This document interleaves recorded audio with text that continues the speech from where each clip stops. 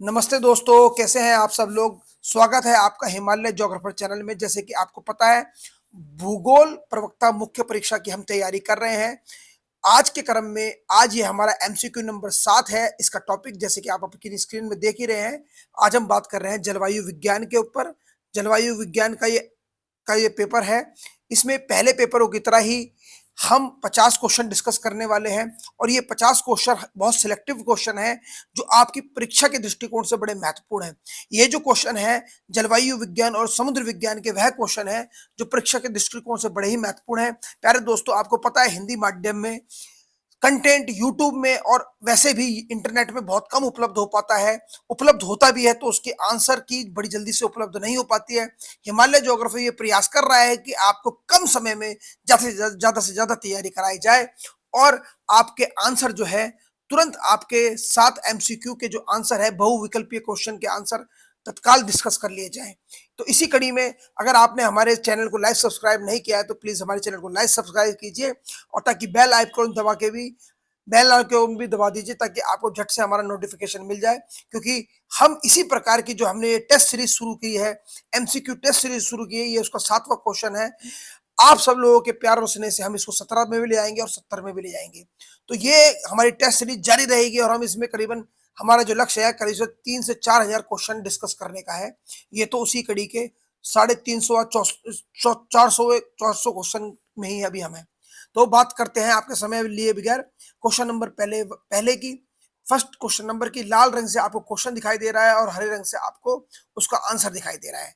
प्यारे साथियों, पहला क्वेश्चन है, समशीतोष्ण चक्रवात किस अक्षांशों के बीच बनते हैं। तो याद रहे, समशीतोष्ण चक्रवात जो है 35 डिग्री उत्तरी से 65 डिग्री उत्तरी अक्षांश और 35 डिग्री दक्षिण से 65 डिग्री दक्षिण अक्षांश के मध्य बनते हैं। क्वेश्चन नंबर 2 लेते हैं, किस वर्ष थानवेट ने जलवायु वर्गीकरण की उन्नत और संशोधित योजना प्रस्तुत की थी। देखिए, उन्होंने 1948 में अपनी ये योजना प्रस्तुत की थी जलवायु वर्गीकरण की। ठीक है। क्वेश्चन नंबर तीसरा देखिए, थर्मोक्लाइन के संदर्भ में निम्नलिखित कथनों पर विचार करें। देखिए, थर्मोक्लाइन क्या है? यह महासागर के सतह के पानी और गहरे परतों के बीच एक ट्रांजिशन जोन है। विकल्प 2 है, बढ़ती गहराई के साथ पानी का तापमान अचानक बदल जाता है।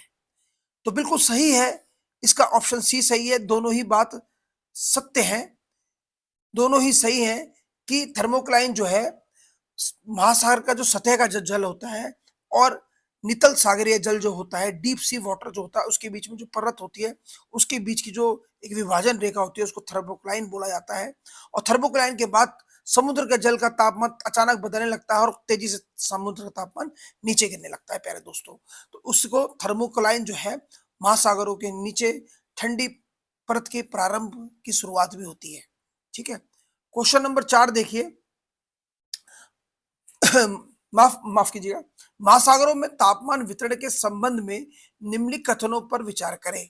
सबसे अधिक सतही महासागरीय तापमान भूमध्य रेखा पर दर्ज किया जाता है। दूसरा, महासागरीय गहराई बढ़ने के साथ तापमान एक समान दर से घटता है। तीसरा, उत्तरी गोलार्ध के महासागरों में दक्षिणी गोलार्ध की तुलना में अपेक्षाकृत तापमान दर्ज किया जाता है, अधिक तापमान दर्ज किया जाता है। तो इसका भी ऑप्शन जो है आंसर डी सही रहेगा। केवल ए और 3 सही है। तो सही आंसर क्या है? केवल एक, सबसे अधिक सतही महासागरीय तापमान भूमध्य रेखा के पास दर्ज किया जाता है। और तीसरा है, उत्तरी गोलार्ध के महासागरों में दक्षिणी गोलार्ध की तुलना में अपेक्षाकृत अधिक तापमान दर्ज किया जाता है। यानी कि उत्तरी गोलार्ध के महासागरों में तापमान अधिक दर्ज किया जाता है स्वाभाविक रूप से। क्वेश्चन नंबर 5 देखिए, दुनिया के सबसे ऊंचे ज्वार निम्नलिखित में से किस स्थान पर आते हैं। तो दुनिया के सबसे ऊंचे ज्वार जो है ऑप्शन बी सही रहेगा, बे ऑफ फंडी में आते हैं। ठीक है। क्वेश्चन नंबर 6 देखिए, कौन सी महासागरीय धाराएं उत्तरी अमेरिका के पूर्वी तट और यूरोप के पश्चिमी तट के पास तापमान बढ़ाती है। तो याद रहे, ऑप्शन बी सही रहेगा, गल्फ स्ट्रीम जो है गर्म जलधारा है जो उत्तरी अमेरिका के पूर्वी तटों में और यूरोप के पश्चिमी तटों में तापमान को बढ़ा देती है और मच्छी उत्पादन के लिए बड़ी महत्वपूर्ण है। ठीक है। क्वेश्चन नंबर 7 देखिए, सबसे शुरुआती जीवन के प्रमाण down of earth earliest life किस युग में मिलते हैं। तो देखिए, दुनिया में सबसे पहले जो प्रमाण जो मिलते हैं, जीवन के परिमाण जो मिलते हैं पृथ्वी के ऊपर, जीवन के परिमाण जो मिलते हैं वो आर्कियन युग में मिलते हैं, जिसको हम आर्कियोजोइक युग भी कहा जाता है जिसको, ठीक है। तो ऑप्शन बी सही रहेगा। 8वां देखिए, ट्रोपोपॉज की ऊंचाई अधिकतम कहाँ है? देखिए ट्रोपोपॉज की अधिकतम ऊंचाई क्या है? देखिए ट्रोपोपॉज वह वायुमंडलीय विभाजन रेखा है जहां पे ट्रोपोस्फेयर परत समाप्त हो जाती है और स्ट्रेटोस्फेयर परत शुरू हो जाती है। ट्रोपोस्फेयर को हम हिंदी में क्षोभ मंडल कहते हैं, और क्षोभ मंडल जहां पर खत्म होता है उसके बाद समताप मंडल शुरू हो जाता है, समताप मंडल। तो ये जो है क्षोभ मंडल जो है, इसकी ऊंचाई सबसे सर्वाधिक ऑप्शन ए भूमध्य रेखा में मिलती है। भूमध्य रेखा में सबसे ऊंचाई पर क्षोभ मंडल मिलता है। क्वेश्चन नंबर 9 देखिए, ऊज क्या है? देखिए ऊज जो है, ऊज ऊज जो है एक प्रकार का पैलाजिक निक्षेप है। देखिए ऊज जो है एक प्रकार का पैलाजिक निक्षेप है, क्वेश्चन नंबर 9, क्योंकि ये महासागरीय नितल में पाए जाने वाला एक निक्षेप होता है। महासागर में अलग कई कई प्रकार के निक्षेप पाए जाते हैं, जैसे टेरेजिक निक्षेप, पैलाजिक निक्षेप इत्यादि, ठीक है। क्वेश्चन नंबर 10 देखिए, निम्नलिखित में से कौन सा तापमान के व्युत्क्रम का एक प्रकार नहीं है? तो देखिए तापमान के व्युत्क्रम का मतलब क्या होता है? ऊंचाई के साथ साथ तापमान का बढ़ना, उसको बोला जाता है तापमान का व्युत्क्रम।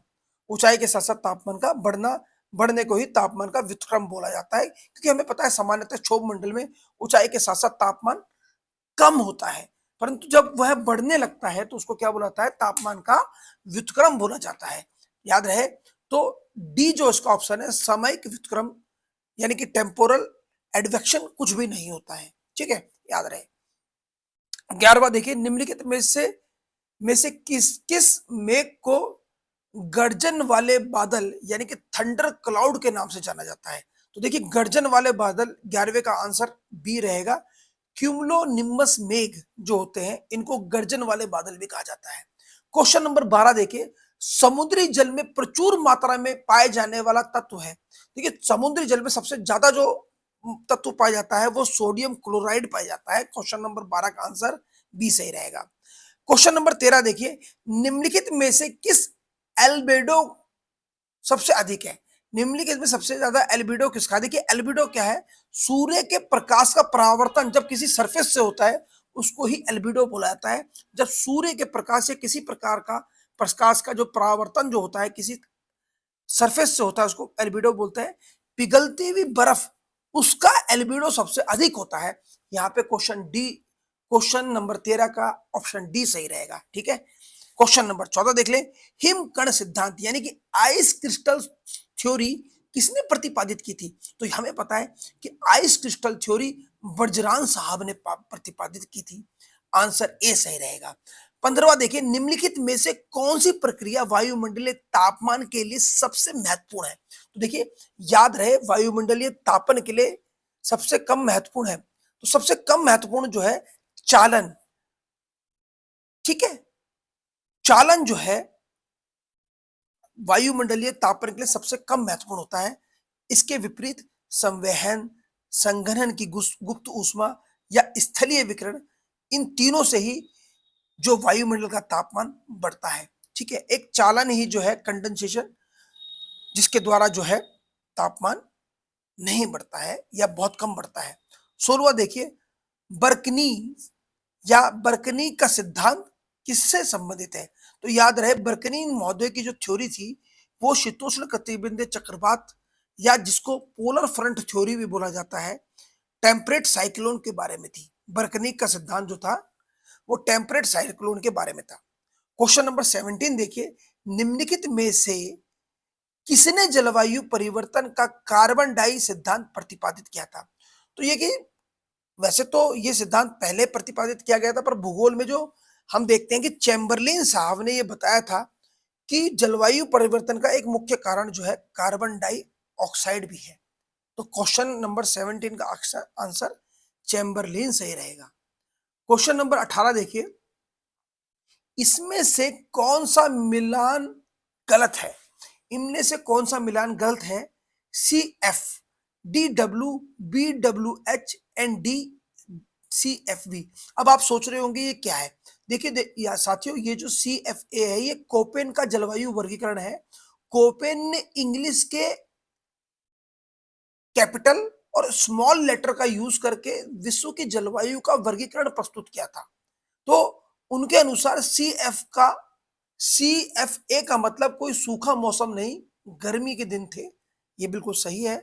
पर इसमें जो गलत मिलान जो हो रखा है वो हो रखा है डी, CFV।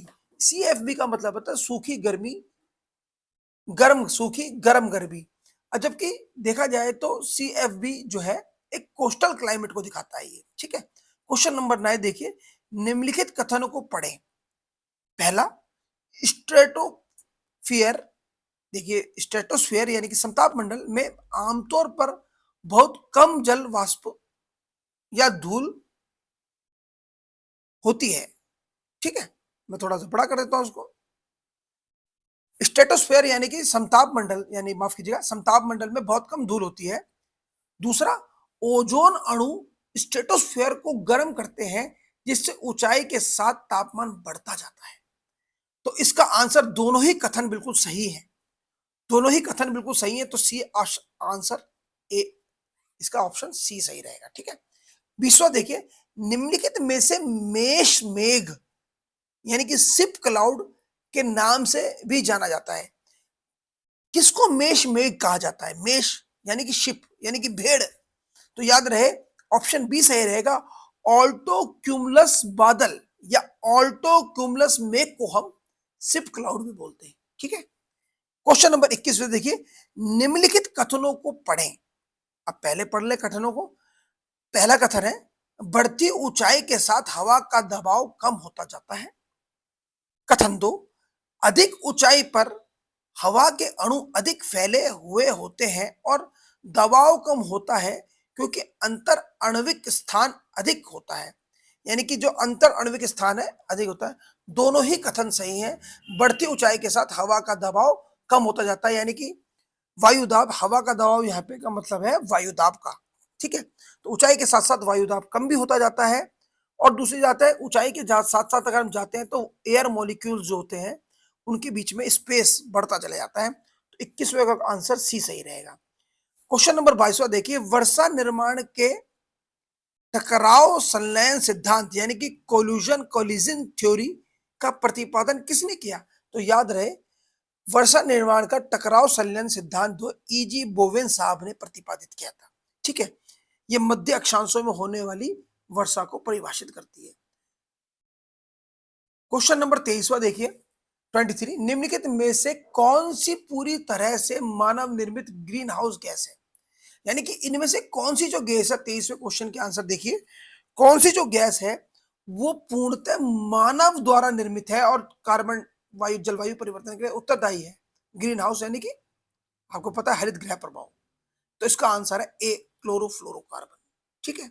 एसी से निकलता है भारी मात्रा में, फ्रिज, रेफ्रिजरेटर, इनके द्वारा निकलता है ये क्लोरोफ्लोरोकार्बन, नाइट्रोजन से संबंधित है।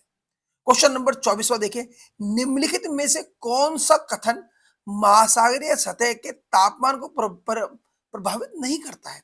तो हमें पता है कि महासागरीय सतह के तापमान को अक्षांश प्रभावित करता है, प्रचलित हवा प्रभावित करती है और महासागरीय धाराएं प्रभावित करती है। केवल महासागरीय गर्त यानी कि ओशियनिक ट्रेंच का तो तापमान महासागरीय तापमान से कोई दूर दूर तक लेना देना है, तो वो प्रभावित नहीं करता है, ठीक है। क्वेश्चन डी से आंसर सही, डी सही रहेगा। क्वेश्चन नंबर 25 देखिए, निम्नलिखित में से किस समुद्र में सबसे कम लवणता है? तो याद रहे, सी, बाल्टिक सागर में सबसे कम लवणता है। क्वेश्चन नंबर 26 देखिए, महासागर के पानी की तेज गति किस रूप में देखी जाती है?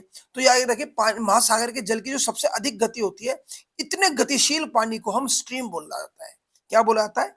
स्ट्रीम बोला जाता है। करंट थोड़ी स्लो होती है, ड्रिफ्ट उससे थोड़ी तेज होती है, और सबसे ज्यादा तेज होती है स्ट्रीम, जैसे गल्फ स्ट्रीम, ठीक है।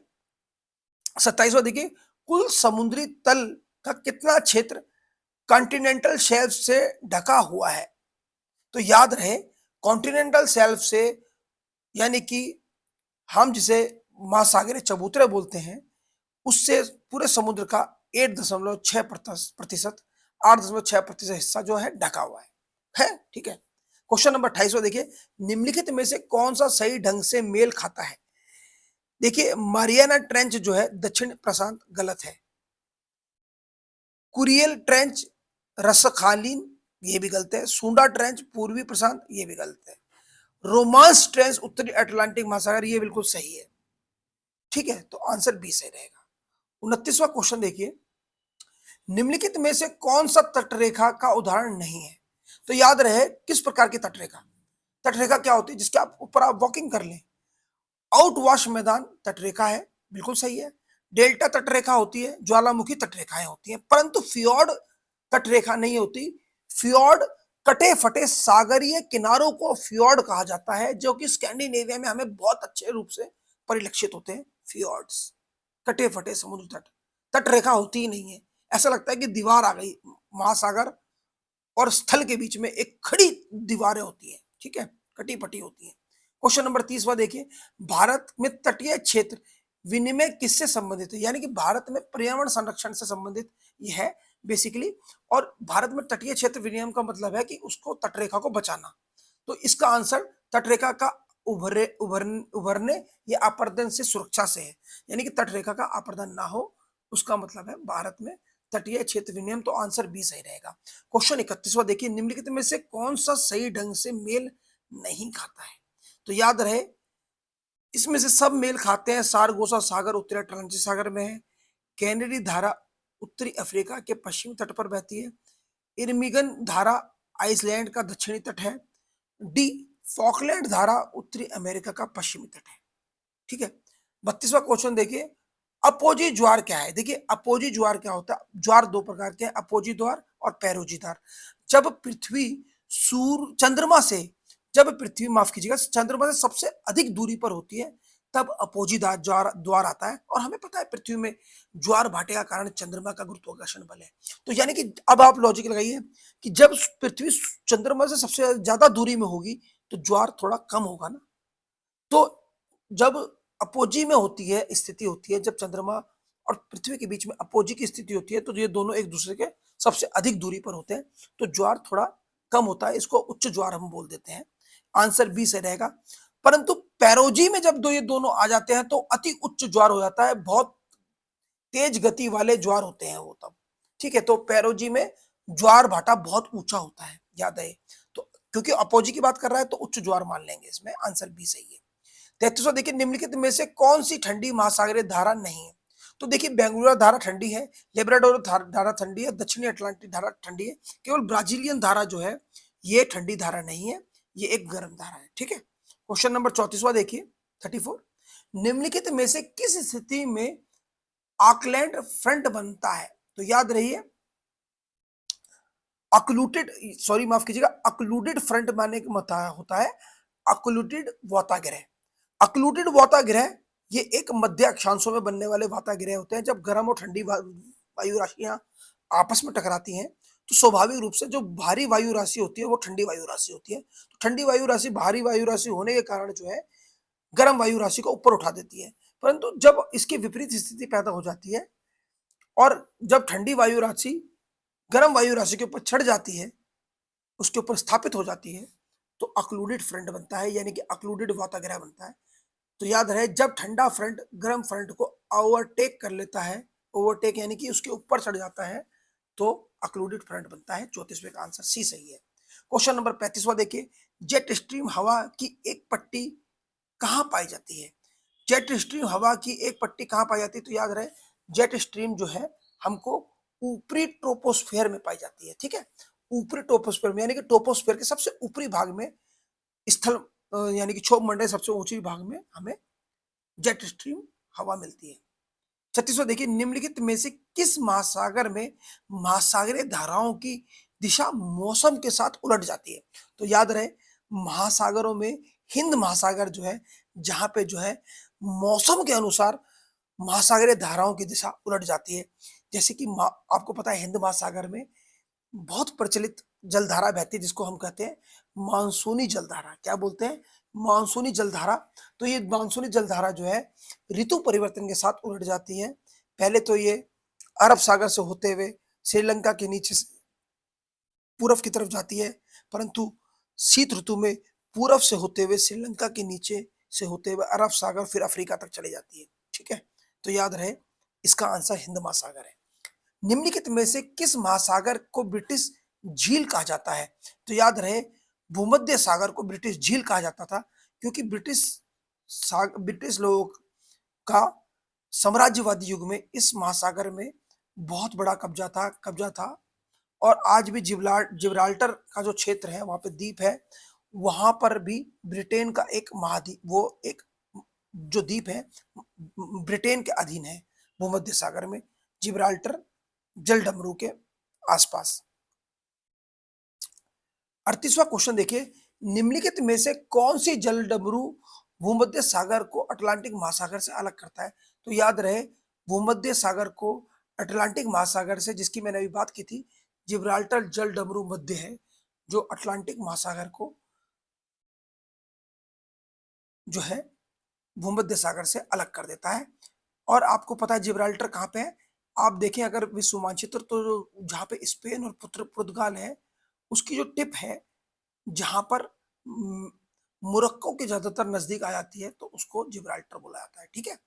39वां क्वेश्चन देखिए, निम्नलिखित में से कौन सा महासागरों का सबसे गहरा बिंदु माना जाता है? तो याद रहे, महासागरों का सबसे गहरा बिंदु जो है मरियाना ट्रेंच है, यानी कि मरियाना गर्त है, जिसकी गहराई लगभग 1100 या 11,000 मीटर तक मापी गई है। तो अभी भी इसकी गहराई सुनिश्चित नहीं है, फिर भी एक अंदाजा है। 40वां क्वेश्चन देखिए, डॉल्फिन और चैलेंजर रिज किस महासागर में स्थित है? तो याद रहे, डॉल्फिन और चैलेंजर जो रिज है, अटलांटिक महासागर में स्थित है। 41वां क्वेश्चन देखिए, 41वां, निम्नलिखित में से किस पैलेजिक निक्षेप में शामिल किया जाता है? तो याद रहे, लाल जो गाद होती है, लाल गाद को हम पैलेजिक निक्षेप में शामिल करते हैं। 42वां क्वेश्चन देखिए, निम्नलिखित में से कौन सी निक्षेप बहुत छोटे पौधों के खोल से बनते हैं? तो निम्नलिखित में कौन से निक्षेप जो है छोटे पौधों के खोल से बनते हैं, यानी कि बायोलॉजिकल होते हैं? ये होते हैं डी, डाइटम ऊज जो है, डाइटम जो ऊज है, वो छोटे पौधों के निक्षेप से बनते हैं। ठीक है। 43वां क्वेश्चन देखिए, नेगेटिव संदर्भ ऑसिलेशन इंडेक्स, बहुत अच्छा क्वेश्चन है। नेगेटिव सदन ऑसिलेशन इंडेक्स, यानी कि जिसको हम नेगेटिव सदन ऑसिलेशन इंडेक्स, निम्न में से किसका दर्शाता है? तो याद रहे, जब भी नेगेटिव सदन ऑसिलेशन आता है, ये एल नीनो से संबंधित है, और इसका आंसर ए है, अल नीनो के लिए अनुकूल स्थिति है। जब भी नेगेटिव सदन ऑसिलेशन इंडेक्स आता है, तो इसका मतलब समझ लेना कि अल नीनो के लिए उपयुक्त स्थिति पैदा हो रही है। क्वेश्चन नंबर 44वां देखिए, निम्नलिखित में से कौन सा विवरण बैरोट्रोपिक शब्द के लिए उपयोग होता है? तो याद रहे, बैरोट्रोपिक जो है, ए ऑप्शन सही रहेगा। आइसोबार और आइसोथर्मल जब समानांतर हो जाती हैं, तो उसको बैरोट्रोपिक कहा जाता है। जब मानचित्र पर आइसोबार यानी कि समान दबाव, वायु दाब वाली रेखा, और आइसोथर्म और समान तापमान वाली रेखा, दोनों समान हो जाती, एक दूसरे के समानांतर हो जाती है, उसको बैरोट्रोपिक कहा जाता है, इस फिनोमिना को। 45वां देखिए, कोपेन के जलवायु वर्गीकरण में प्रतीक डब्ल्यू किससे दर्शाता है? तो याद रहे, डब्ल्यू है, उष्ण कटिबंधीय सवाना जलवायु को दर्शाता है। डी, डी सही रहेगा। 46वां क्वेश्चन देखिए, जे बर्गनेस मॉडल किससे संबंधित है? जे बर्गनेस का जो मॉडल है, वो मध्य अक्षांशीय चक्रवात की उत्पत्ति से संबंधित है। 46वें का आंसर। 47 देखिए, रात के दौरान पहाड़ों की ढलानों के नीचे की ओर बहने वाली ठंडी और घनी हवा को क्या कहा जाता है? तो याद रहे, पहाड़ों में रात के समय ऊपर से नीचे ढलानों की तरफ आने जो पवन बहती है, उसको कैटाबैटिक विंड कहा जाता है। ठीक है। 49वां देखिए, निम्नलिखित में से कौन सा कथन कोरोलोसिस बल के बारे में सही नहीं है? तो आपको पता है, पृथ्वी की घूर्णन बल के कारण, पृथ्वी के घूमने के कारण, अपनी धुरी में घूर्णन करने के कारण कोरोलिसिस बल उत्पन्न होता है, जो उत्तरी अक्षांश में अपनी दाईं ओर और दक्षिणी गोलार्ध में अपने बाईं ओर मुड़ जाता है। इसके बारे में कौन सा कथन सही नहीं है, देख लेते हैं। ए, यदि पृथ्वी के घूर्णन का प्रभाव है, यह हमको पता है पृथ्वी घूर्णन का प्रभाव है, बिल्कुल सही है। बी, यह ध्रुवीय क्षेत्रों में अधिकतम होता है, हमें पता है कि कोरोलिसिस बल बिल्कुल सही है कि ध्रुवों में अधिक होता है। डी, यह हवा की गति के समानुपाती होते हैं, बिल्कुल सही है। इसमें केवल एक फैक्ट सही नहीं है, सी, यह सीधे घर्षण बल से संबंधित है।